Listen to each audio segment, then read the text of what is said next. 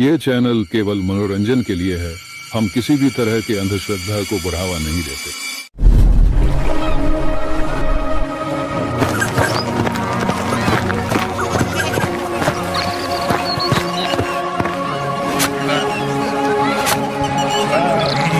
अरे हरिया, तुम अभी तक खेत में क्या कर रहे हो? अंधेरा होने वाला है, घर चले जाओ, वरना तुम्हें पता है ना। हाँ मान सिंह, पता है, मुझे डराओ मत। पर थोड़ा सा काम बचा है, ये निपटा कर जा ही रहा हूँ।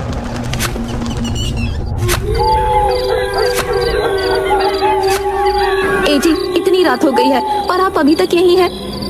अरे तुम क्यों रात में यहाँ आ गई हो? तुम्हें पता है ना, रात में छलावा घूमता है।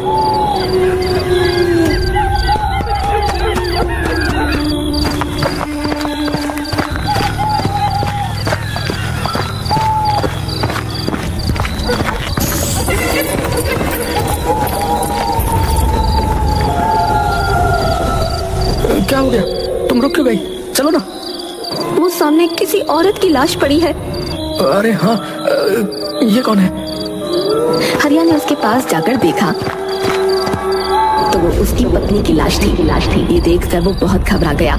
उसने मुड़कर देखा तो उसकी पत्नी सामने भी खड़ी थी। वो उसके पास पहुंचा।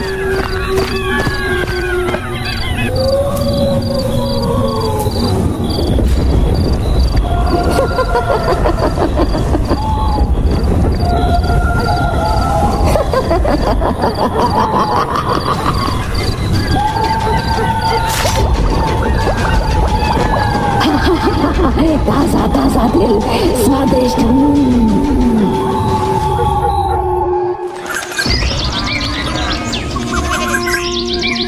जब हरिया के छोटे भाई रमेश के पास पहुंची तो वो अगले ही दिन गांव आ गया।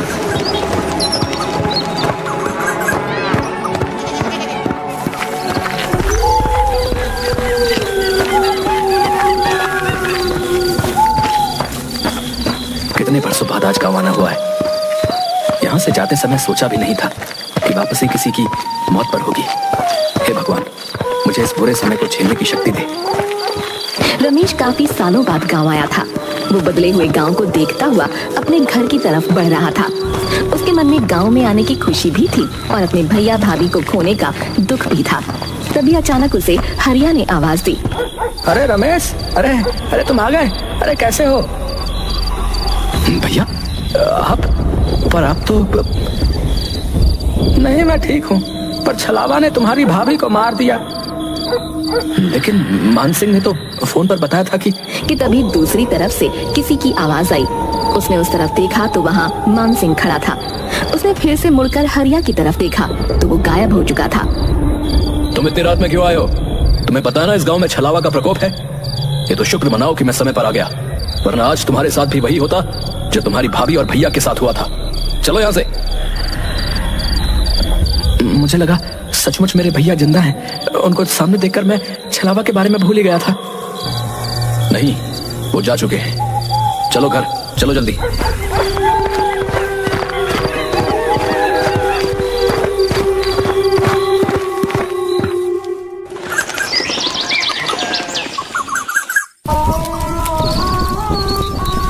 भैया, मैं आपकी चिता की अग्नि को साक्षी मानकर ये कसम खाता हूँ कि मैं उस छलावा से आपका बदला जरूर लूंगा।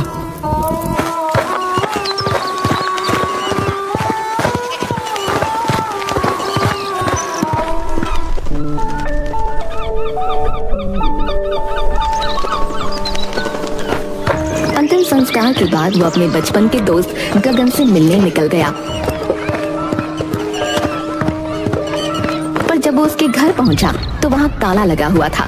वो उसके बारे में किसी से पूछने ही वाला था कि तभी वो आ गया। अरे रमेश, तू कब आया? मैं तो कल आया था, पर तेरे घर में ताला क्यों लगा हुआ है? अरे मैं कुछ काम से पड़ोस के गांव गया हुआ था, बस अभी आया हूँ। तभी अचानक शोर मचने लगा। पता चला गांव से बाहर जाने वाले रास्ते पर एक लाश मिली है। उस लाश का भी दिल निकाला जा चुका था और उसका मुंह भी कुचला हुआ था। हे भगवान, ये इस गांव में हो क्या रहा है? जरूर ये छलावा का काम होगा, लेकिन मैंने तो कभी नहीं सुना कि छलावा लोगों का दिल निकालता है। पहले नहीं निकालता होगा, पर अब इन लोगों में भी अपडेट आने लगे हैं। तुझे हंसी आ रही है? ये कोई हंसने की बात नहीं है, लोग मर रहे हैं। सॉरी, तो फिर इससे बचने के लिए क्या किया जाना चाहिए बता? हमें इस छलावा से छुटकारा पाने का कोई तरीका निकालना ही पड़ेगा। उसने मेरे भैया और भाभी को मारा है, मैं उससे बदला लेना चाहता हूँ। गगन और रमेश काफी देर खड़े बातें करते रहे, पर उन्हें छलावा को मारने का कोई रास्ता नजर नहीं आता। उसके बाद रमेश अपने घर चला जाता है।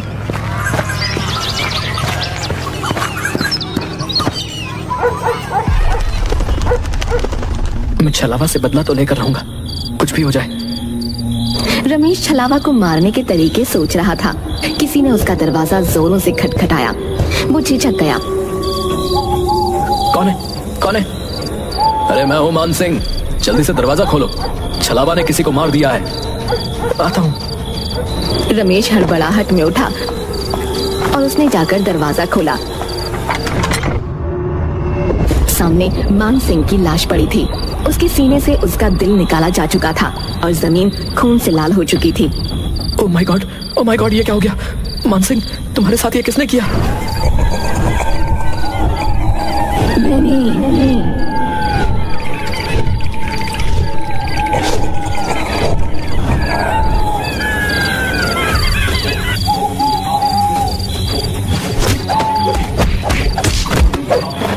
मैं तुझे छोड़ूंगा नहीं। पहले तूने मेरे भैया भाभी को मारा और अब मान सिंह को। उसका वो हमला बिल्कुल बेकार साबित हुआ, क्योंकि छलावा ने उसके दोनों हाथ पकड़कर नीचे कर दिए। रमेश को ऐसा लग रहा था मानो उसके अंदर बिल्कुल ताकत ही नहीं है। तभी छलावा मुस्कुराया और उसने अपना एक हाथ रमेश के सीने के अंदर डाल दिया। ये होते ही अचानक रमेश की आंख खुली और उसने देखा कि वो अपने बेड पर है। हे भगवान, ये सपना था? नहीं, मुझे यकीन नहीं हो रहा है। मुझे मान सिंह से मिलना पड़ेगा।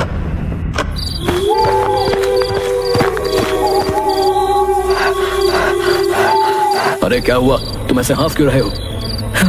मैंने सपना देखा कि छलावा ने तुम्हें भी मार दिया और मुझे भी। मैंने अपने बड़े बूढ़ों से सुना है कि अगर तुम्हारे सपने में कभी छलावा आए, इसका मतलब वो आसपास ही है। कहीं तुम छलावा ही तो नहीं? अरे पागल, मैं छलावा नहीं हूँ। तो खुद मेरे पास चलकर आया। कहीं तू तो छलावा नहीं? क्या हुआ बे? तुम लोग क्यों इतनी रात गए लड़ रहे हो? तो क्यों इतनी रात में टहल रहा है? तुझे नहीं पता रात में छलावा आता है? अरे मैं तो पीकर टुन्न रहता हूँ, छलावा मेरा कुछ नहीं कर सकता है। अरे तुम उसे छोड़ो, वो तो पिया हुआ है। ये बताओ कि छलावा कहाँ होगा?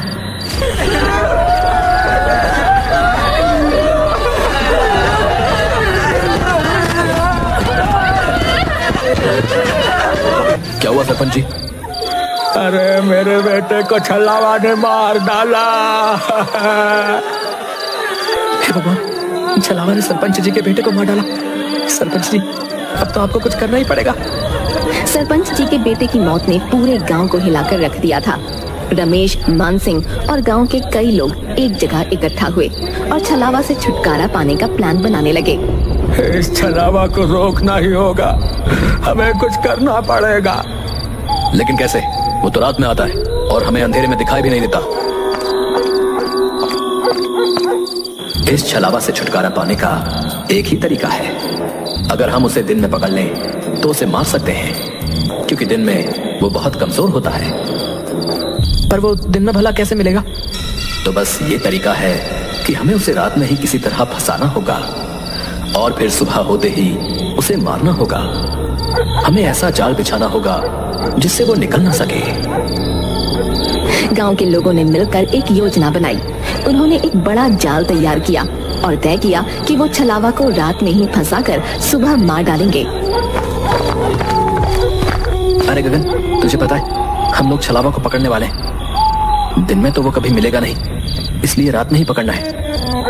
मैं तुम्हारे साथ हूँ, लेकिन ये बहुत खतरनाक काम है भैया। लेकिन करना तो पड़ेगा, वरना लोग ऐसे ही मरते रहेंगे।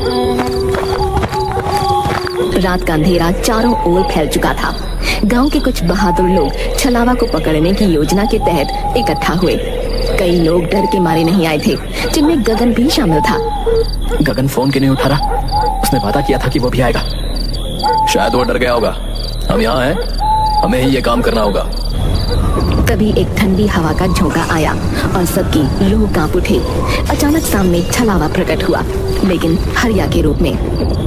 भैया आप जिंदा हैं? आप यहाँ कैसे? रमेश, मुझे बचा लो, छलावा मुझे मार डालेगा। रमेश का दिल जोरों से धड़कने लगा। वो अपने भाई की तरफ बढ़ा। तभी हरिया अचानक जोर से हंसने लगा और उसका रूप बदलने लगा। पहले वो एक बूढ़ी औरत बना, फिर एक जवान आदमी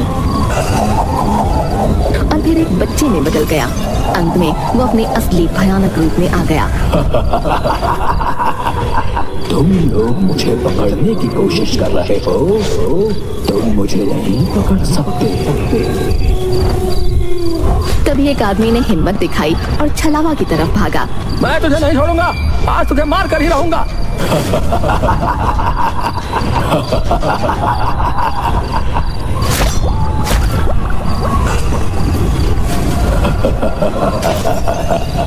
ये लो तासा तासा दिल खाओ। वहाँ मौजूद सभी लोग सन्न रह गए, जबकि छलावा वहाँ से गायब हो चुका था। ऐसा लग रहा था मानो वो उन लोगों को यही बताने आया था कि तुम लोग मेरा कुछ नहीं बिगाड़ सकते। छलावा को ये कैसे पता चला कि हम उसे पकड़ने वाले? क्या वो अंतर्यामी भी है? नहीं, छलावा अंतर्यामी नहीं होता, कुछ गड़बड़ है। ये सुनकर रमेश सोच में डूब गया कि आखिर छलावा को ये पता कैसे चला।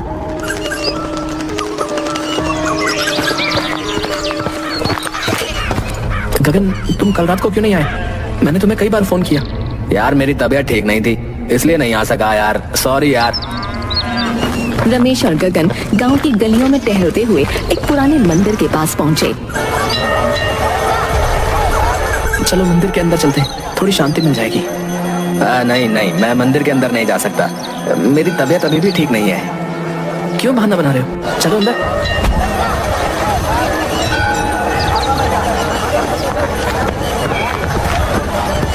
गगन, ये गलत बात है, मंदिर में तो जाना चाहिए। हाँ हाँ, अंदर चलो, तुम्हें अच्छा लगेगा। नहीं, मुझे छोड़ दो, मैं अंदर नहीं जा सकता। गगन पूरी तरह छटपटाने लगा, लेकिन रमेश, मान सिंह और सरपंच ने मिलकर उसे पकड़ा और मंदिर के अंदर खींच लिया। मंदिर के द्वार के अंदर जाते ही गगन जोर जोर से चीखने लगा। मुझे पता चल चुका है कि तुम्हें छलावा हो। जिस लड़के का छलावा ने मुंह कुचल दिया था, उसकी पोस्टमार्टम रिपोर्ट आज सुबह आ गई और पता चला कि वो तो गगन था। गगन यानी जो गगन मुझसे मिलता है वो छलावा है। छलावा जो दिन में गांव की खबरें लेने आता है और रात में शिकार करता है। भयानक बदलाव आ गया। उसकी आंखें लाल हो गईं और उसका चेहरा जैसे फटने को हो गया। वो खुद को छुड़ाने की कोशिश में बुरी तरह से चीख रहा था। मुझे छोड़ दो। तूने मेरे भैया भाभी दोस्त सबको मार डाला। आज मेरा बदला पूरा होगा। रमेश और बाकी लोगों ने उसे मंदिर के पवित्र स्थान की तरफ खींचा और उस पर गंगा जल डाला। छलावा की चीखें और भी तेज हो गईं और उसके शरीर से धुआं निकलने लगा। मंदिर के पवित्र वातावरण में वो धीरे धीरे राख में बदलने लगा। ये हमारे गांव की शांति के लिए जरूरी था। अब छलावा का आतंक खत्म हो जाएगा। छलावा का शरीर पूरी तरह से जलकर राख हो गया। सबने राहत की सांस ली और गांव में फिर से शांति लौट आई।